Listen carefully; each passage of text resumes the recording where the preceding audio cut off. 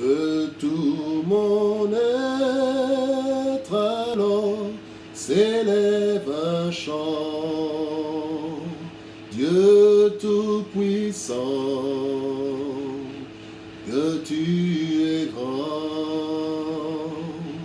Que tout mon être alors s'élève un chant.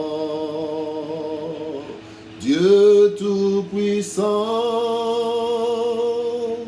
que tu es grand. Dieu Tout-Puissant, tu es grand et nous te bénissons, Seigneur, pour ce moment que tu nous accordes. Bénis, Seigneur, donne-moi mon frère et ma soeur, avec qui nous allons partager la parole du Seigneur en ce moment, et que ta grâce soit sur nous tous. Au nom de Jésus-Christ, nous avons ainsi prié. Amen. Bonjour bien-aimés, nous voici dans cette tranche de méditation matinale, méditation journalière. Aujourd'hui, mardi 31 mars 2020, le Seigneur nous conduit dans le livre des Proverbes. Nous allons lire le verset du jour dans Proverbes chapitre 18, verset 21. Proverbes chapitre 18, nous allons lire le verset 21. Proverbe 18, 21 dit ceci. Voici ce que déclarent les Écritures. La mort et la vie sont au pouvoir de la langue. Quiconque l'aime en mangera les fruits.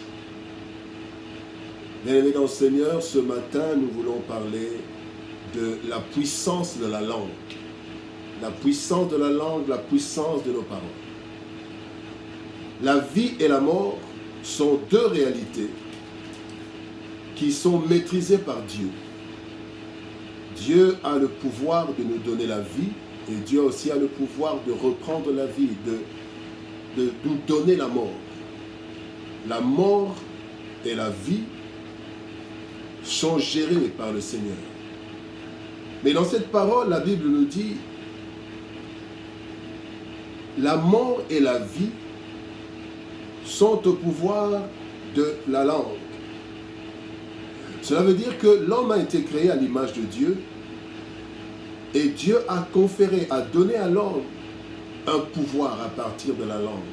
Malheureusement, ce pouvoir est très mal utilisé. Depuis le jardin d'Éden, ce pouvoir est très mal utilisé. Dans le livre de Jacques, au chapitre 3, la Bible dit « La langue est un petit membre, mais elle se vante de beaucoup de choses. » Et Paul continue à dire que la langue est un petit feu qui peut embraser une grande forêt. Bien-aimé, celui qui aime parler, celui qui parle, doit savoir qu'il va en récolter les conséquences, comme la parole de Dieu nous le dit dans Proverbes chapitre 18. Et bien aimé, nous voulons d'abord voir les conséquences, et après nous allons voir ce que nous pouvons faire. Plusieurs familles se sont disloquées, des amitiés se sont disloquées, des choses, bien aimé, des personnes ont été condamnées à cause de la langue. Des amitiés se sont brisées. Des familles se sont divisées à cause de la langue. Et la Bible nous dit, quand nous sommes toujours dans Jacques chapitre 3, la Bible dit que de la même langue sortent des bénédictions pour le Seigneur, mais de la même langue sortent des injures, des mensonges, plusieurs mauvaises choses. Bien aimé, la langue. Et Paul et Jacques est en train de dire, celui qui arrive à maîtriser sa langue a maîtrisé tout son corps. Oh, combien d'entre nous n'arrivons pas à maîtriser notre langue? Que ce soit même les chrétiens, combien d'églises se sont disloquées à cause de la langue. Les personnes ont quitté les églises à cause de la langue. Bien-aimés, et quand nous allons dans le livre de 1 Samuel chapitre 25, nous n'allons pas lire tout ce livre, c'est tout le chapitre 25, on nous parle d'un homme et d'une femme. Les deux ont récolté le fruit de leur langue. Nabal. David a voulu être secouru, il a voulu être servi, il voulait prendre quelque chose, manger avec son armée. Il envoie des messagers auprès de Nabal et Nabal, par sa langue, lui envoie un message méchant. Et David jure de détruire toute cette contrée, tout le village, Nabal et tous ceux qui sont dans ce village-là, à cause de la langue de Nabal. Mais Abigail, femme de Nabal, vient et rencontre David avant que David ne descende, n'arrive à détruire la ville. Par des paroles, Abigail s'est adressée à David et David a changé la vie.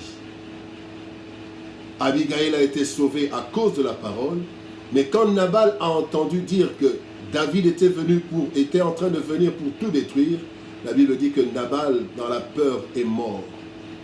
Nabal a goûté au fruit de sa langue.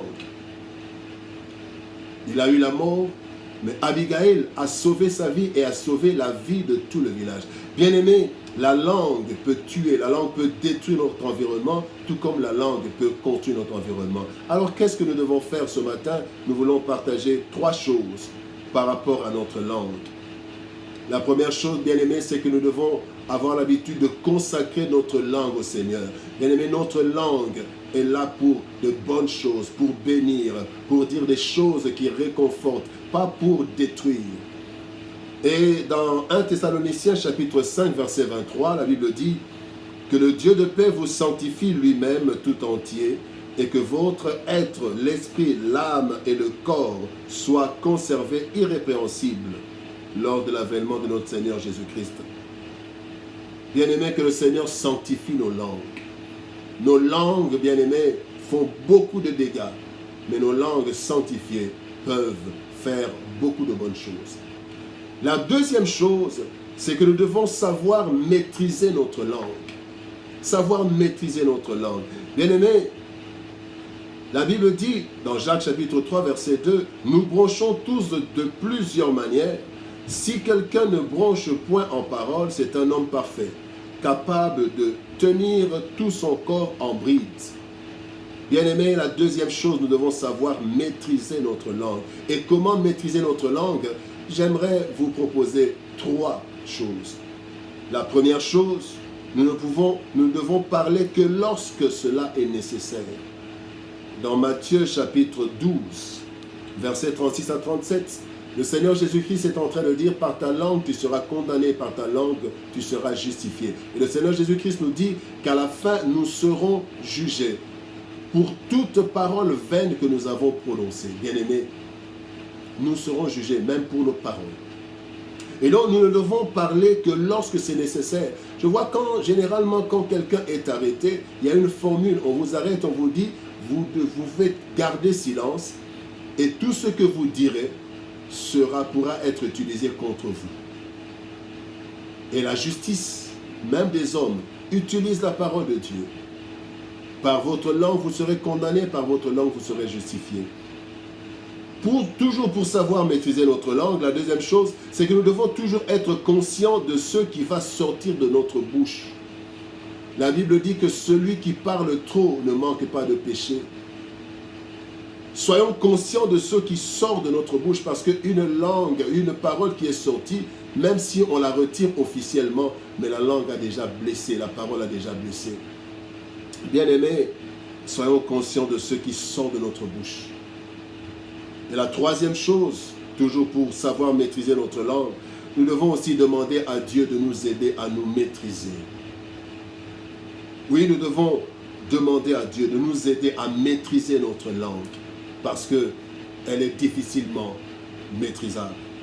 Et la dernière chose, c'est que nous devons veiller sur notre cœur. Bien aimé, la Bible dit, c'est de l'abondance du cœur que la bouche parle. Luc chapitre 6, verset 45. Bien-aimés, en fait, ce que nous disons vient du cœur, vient des déceptions, vient de tout ce que nous avons dans l'environnement. Bien-aimés, gardons notre cœur, afin que de notre bouche ne sortent que de bonnes choses. La Bible dit, l'homme bon tire des bonnes choses du trésor de son cœur. Luc chapitre 6, verset 45.